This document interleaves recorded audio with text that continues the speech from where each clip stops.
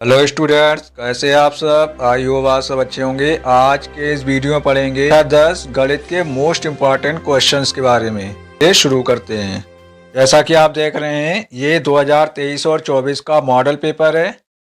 इसी model paper से question को सॉल्व करेंगे। वीडियो में आगे बढ़ने से पहले वीडियो को लाइक करें, चैनल को सब्सक्राइब करें और अपने दोस्तों के साथ शेयर करें। चलिए शुरू करते हैं।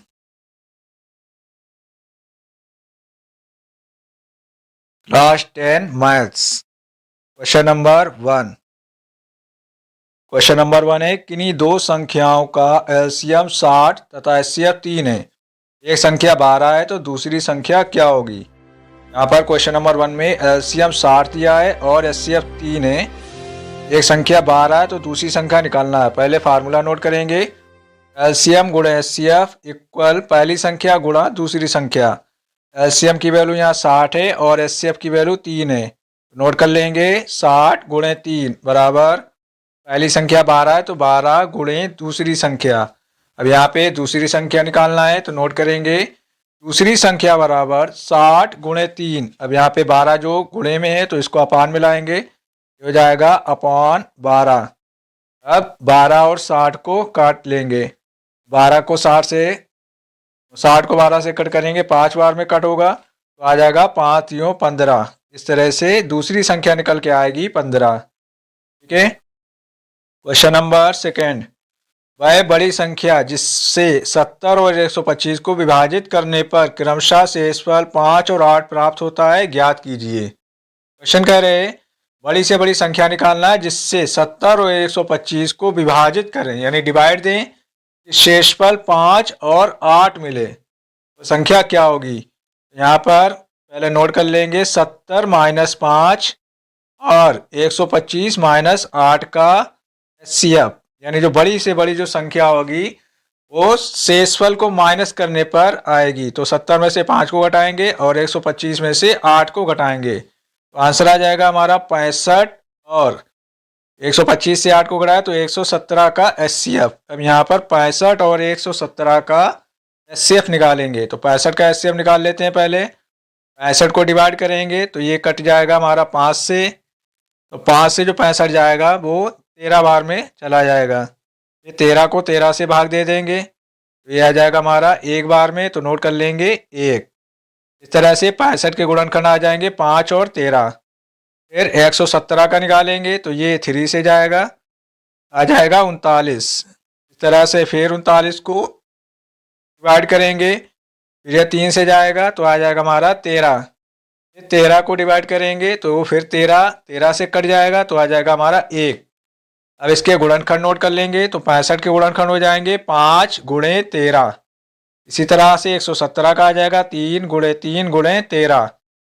तो एचसीएफ होगा, दोनों में 13 कॉमन है तो एचसीएफ आ जाएगा 13। ठीक है। क्वेश्चन नंबर 3 के प्रथम 5 गुणजों का योग कितना होगा। यानी जो 3 है, 3 के प्रथम 5 गुणजों का योग निकालना है। तो पहले नोट कर लेंगे 3 के प्रथम 5 गुणज, गुणज को इंग्लिश में मल्टीपल कहते हैं, यानी 3 के जो प्रथम 5 गुणज होंगे हो जाएंगे 3, 6, 9, 12, 15। इसको डायरेक्टली प्लस कर सकते हैं या इसमें से 3 को कॉमन ले लेंगे तो कॉमन लेने पर आ जाएगा हमारा 3, 1 + 2 + 3 + 4 + 5। इसको प्लस करेंगे तो आंसर आ जाएगा हमारा, प्लस करने पर आएगा 15। तो नोट कर लेंगे 3 × 15। 3 और 15 का गुणा करेंगे तो आंसर आ जाएगा 45। इस तरह से 3 के दो प्रथम 5 गुणज हो गए, उनका आंसर आ जाएगा 45। Question number 4।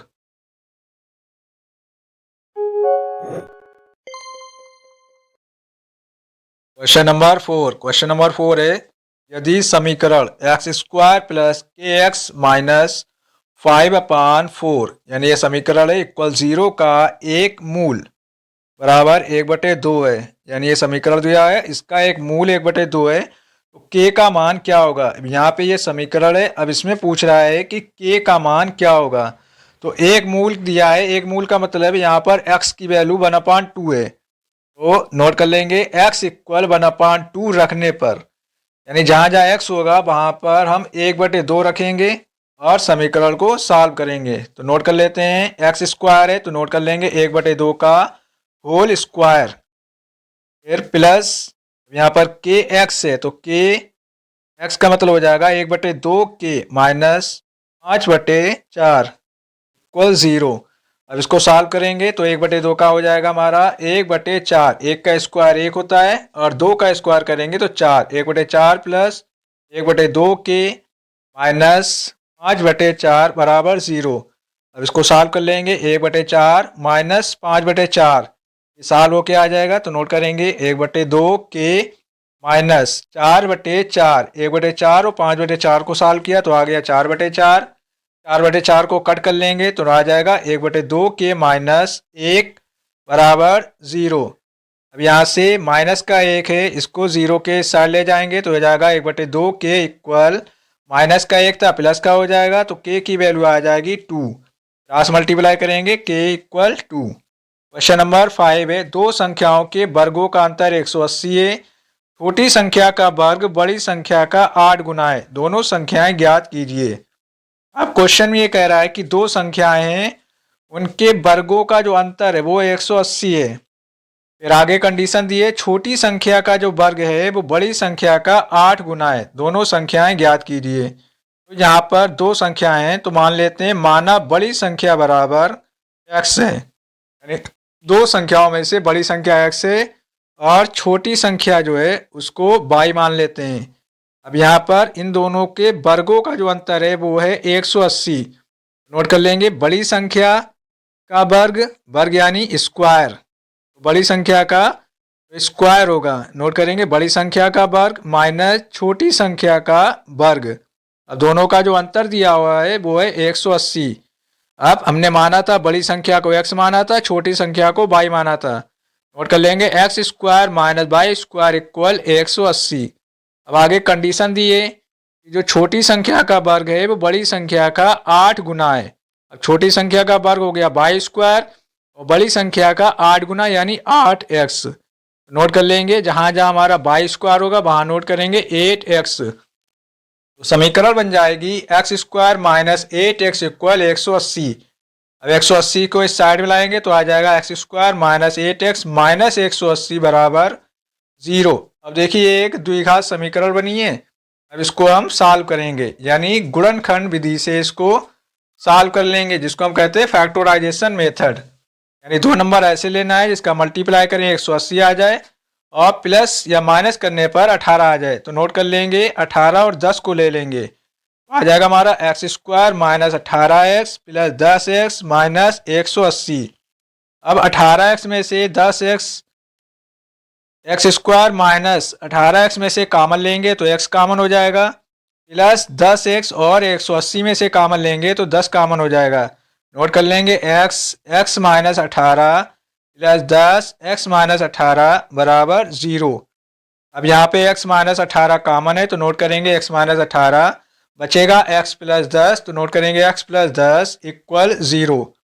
यहाँ से अब हमें x की वैल्यू निकालना है तो दोनों को नोट कर लेंगे, x माइनस 18 बराबर 0 और x प्लस 10 बराबर 0। x का मान निकालेंगे तो x माइनस 18 बराबर 0 का मान आ जाएगा x बराबर 18 और x प्लस 10 बराबर 0 का मान आ जाएगा x बराबर माइनस 10। हमेशा धनात्मक मान लेते हैं तो यहाँ पर माइनस 10 को कट कर देंगे तो x का मान आ जाएगा 18। यहाँ पर हमें y की वैल्यू निकालना है तो x का मान वाई स्क्वायर में रखेंगे तो आ जाएगा हमारा Y square equal 8x। 8x का मतलब हो जाएगा 8 गुणे 18, 8 और 18 का गुणा करेंगे तो आ जाएगा 144। फिर वाई स्क्वायर को इस साइड में लाएंगे तो हो जाएगा वर्गमूल 144 और 144 का वर्गमूल होता है 12। तो आंसर आ जाएगा हमारा y बराबर 12। इस तरह से पहली संख्या आ गई, यानी बड़ी संख्या 18 हो जाएगी और छोटी संख्या आ जाएगी 12। क्वेश्चन नंबर 6 है, दो घनों जिनमें से प्रत्येक का आयतन 64 सेंटीमीटर घन क्यूब है, ये संलग्न फलनों को मिलाकर एक ठोस बनाया जाता है, इससे प्राप्त घनाभ का पृष्ठीय क्षेत्रफल ज्ञात कीजिए। अब क्वेश्चन में कह रहा है कि दो घन है जिसमें से प्रत्येक का जो आयतन है वो 64 सेंटीमीटर क्यूब है। अब दोनों को मिलाकर एक ठोस बनाया जाता है। अब ये ठोस जो बनेगा वो एक घनाभ होगा। अब इसका पृष्ठीय क्षेत्रफल निकालना है। तो यहाँ पर दो घन दिए गए हैं, इन दोनों का जो प्रत्येक आयतन है वो 64 है। दोनों को मिला दिया तो एक घनाभ बन गया। तो पहले हम निकालेंगे घन की भुजा फाइंड करेंगे। ठीक है, तो नोट कर लेंगे घन का आयतन बराबर भुजा की घात 3। अब यहाँ पे आयतन 64 है तो नोट कर लेंगे 64 बराबर भुजा की घात 3। अब यहाँ पे जो पावर 3 लगा है तो इसको इक्वल के साथ ले जाएंगे तो ये हो जाएगा घनमूल, यानी घन को चेंज करते हैं तो वो घनमूल में चेंज हो जाता है। तो भुजा निकल के आएगी 64 का घनमूल। तो 64 का जो घनमूल होता है वो होता है 4। तो नोट कर लेंगे भुजा आ जाएगी हमारी 4 सेंटीमीटर। इस तरह से एक घन की भुजा आ गई 4। अब दोनों को मिला के रखा गया है तो इसकी जो लंबाई हो जाएगी तो नोट करेंगे प्राप्त घनाभ की लंबाई 4 + 4 बराबर 8 सेंटीमीटर। ठीक है, यानी दोनों को मिला के रखा गया है तो इसकी जो लंबाई होगी वो 8 सेंटीमीटर हो जाएगी।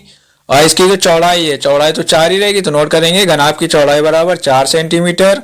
और इसकी जो ऊंचाई होगी, ऊंचाई भी सेम रहेगी तो घनाभ की जो ऊंचाई होगी वो भी हो जाएगी 4 सेंटीमीटर। इस तरह से लंबाई, चौड़ाई और ऊंचाई आ गई है।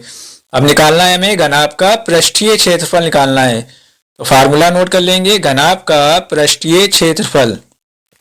फार्मूला याद होगा आपको, नोट करेंगे फार्मूला 2 गुणे लंबाई गुणे चौड़ाई प्लस चौड़ाई गुणे ऊंचाई प्लस ऊंचाई गुणे लंबाई, ये घनाभ का पृष्ठीय क्षेत्रफल का फार्मूला होता है। अब इसमें वैल्यू को पुट करेंगे तो नोट कर लेंगे 2। अब लंबाई की वैल्यू 8 है तो नोट करेंगे 8 गुणे 4 प्लस 4 गुणे 4 प्लस 4 गुणे 8। अब यहाँ पे पहले इसका गुणा करेंगे तो 8 और 4 का गुणा करना है तो 32 आएगा। तो नोट करेंगे 32, 4 चक्कू 16 और 8 चक्कू 32। ये आ गया हमारा प्लस करने पर। अब इन सबको प्लस कर देंगे तो नोट कर लेंगे प्लस करने पर आ जाएगा हमारा 80। तो 2 गुणे 80 बराबर 160 सेंटीमीटर स्क्वायर।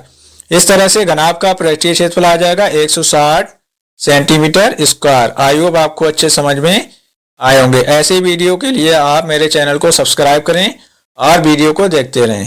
Thank you.